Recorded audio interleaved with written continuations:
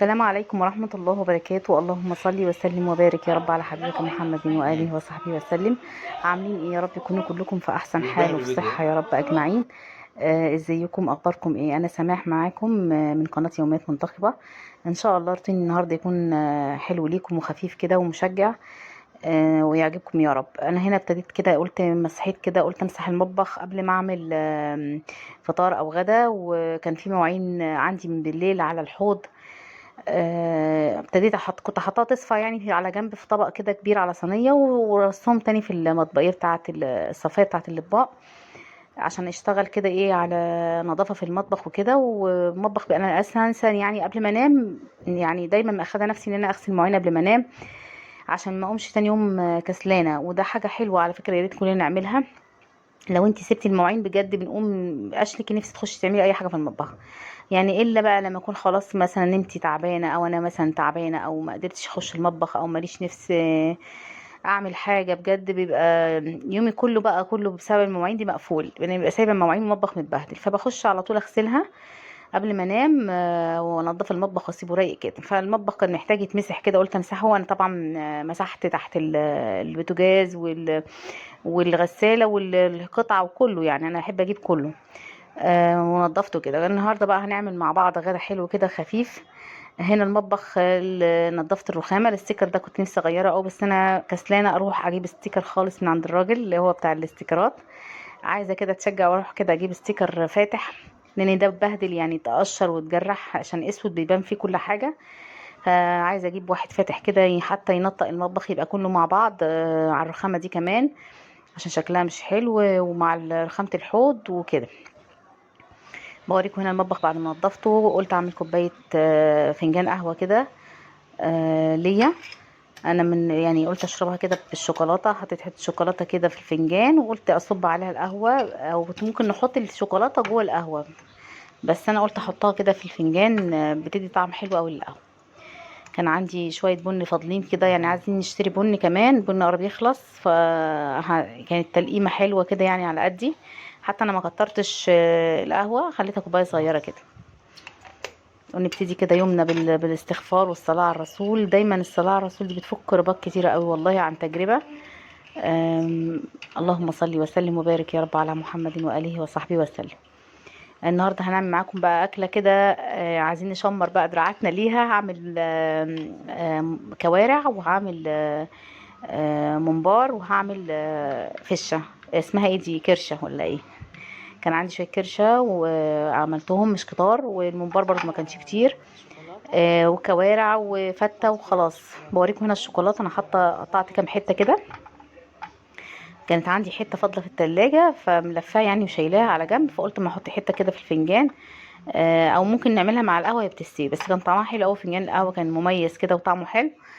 بوريكم هنا اللي انا غاسله الممبار ونقعته، وواقف علينا ان شاء الله يعني اعبيه كده.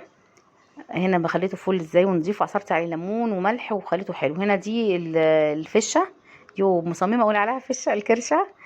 غسلها برضو ونقعتها بليمون وملح وكده، ودعكتها ونضفتها، والحاجه واقفه ايه ان هي تتعمل. هنا بقى قلت عقبال ما دول يتعملوا في الليمون، كنت غاسله انا الكوارع برضو نقعها في ليمون وغسلها كويس جدا، وابتديت الوحها كده ببصله، بطماطمايه، بحبهان، بورق لوري، وفلفل اسود والتوابل وسبع بهارات. الحاجات اللي عندك دي تحطيها، وتبتدي تشوحي فيها جامد وتقلبيها بمعلقه سمنه او شويه زيت، وتحطي بقى الميه السخنه من الكاتل على طول عليها. انا بوريكي هنا الخضره اللي انا شارياها، بصوا دول والله ب10 جنيه ولا ب9.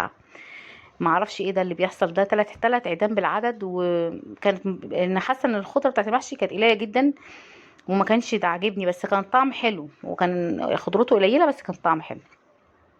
هنا بقى مسكت الفشه دي في ميه تغلي بليمون، واعصر عليها ليمون واسيبها وارمي الميه، يعني عملتها مرتين ثلاثه عشان الريحه اللي فيها تروح خالص نهائي. بقيت اعصر ليمون جامد عليها واسيبها تغلي، وافضيها واصفيها، وبعدين احط تاني ميه في الكاتل، وهكذا 3 مرات او مرتين. وهعملها بقى اللي هي الطريقه التانية بتاعتها اللي اشوحها فيها. يعني هنا بوريكم شويه الخضره على الرز، حاجه كده ما شفناش قبل كده. انا كنتش مكتره رز، يعني حوالي اقل من نص كيلو او نص كيلو، عشان شويه الممبار ما كانوش كتار اصلا. فحتى الطماطم جت قليله معايا والخضره، وكنت متضايقه، بس كترت البهارات بتاعته والفلفل الاخضر عليه، فكان حامي وكان طعمه حلو. هنا مسكت بصلايه كده للكرشه بقى، وقلت الوحها بالتومه كده واصفرها كده، وانزل بالكرشه عليها واديها كام تقليبه فيها، تاخد ريحه البصله مع ريحه التومه مع التوابل، هتضيع اي ريحه وحشه فيها خالص. طبعا الفيش مسكتها يعني زي ما قلت لكم كذا مره في النار، ما عادش ليها ريحه خالص. مسكتها بقى هتمسكيها نلوحها في البصله كده، نقلبها مع التوميه، مع كمون، مع فلفل اسود، مع البهارات اللي عندك، مع الطماطم اللي انا يعني عاملاها فرماها في الخلاط، وهنحطها كده عليها كده، بتشيل اي حاجه وبتدي طعم حلو كمان للكرشه. انا كنت عامله الحبه دول على قد جوزي، لان انا ماليش في الكرشه خالص.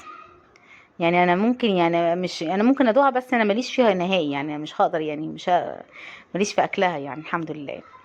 هي في ناس بتحبها وانا زوجي بيحبها، بس انا ماليش فيها قوي. وحطيتها واحده حبهان كده بتعمل ريحه حلوه فيها، والكمون وفلفل اسمر وشويه كزبره ناشفه والسبع بهارات لو عندك. يعني الناس بتحب تعملها بطريقتها، وكل واحد ليه طريقته، بس دي طريقه يعني شفت معظم الناس بتعملها بيها. في ناس بتحط لها حمص، اللي هو حمص طبيخ، طبعا بيبقى طعمها حلو برضه. هسيبها بقى تستوي لانها خدت سوا جامد معايا، واعبي بقى الممبار كده واجهزه، ان انا ولعت على ميته طبعا. مسكت حبه رز كده في الصينيه وابتدي اعبي كده، وما نملهوش خالص، ما بملهوش يعني، بخليه مهوي خالص كده عشان ما يفرقعش في الميه وما يتفتحش كله. فالرز برضو بقيت اخففه خالص وافرده بايدي كده. لكن لو كبسنا الممبرايه هتقوم مطرقعه في قلب مفرقعه في قلب الميه، وواقعه كلها في الشوربه الرز بتاعها. زي ما انتم شايفين اهيت فاضيه خالص، بخرج منها الرز بايدي كده.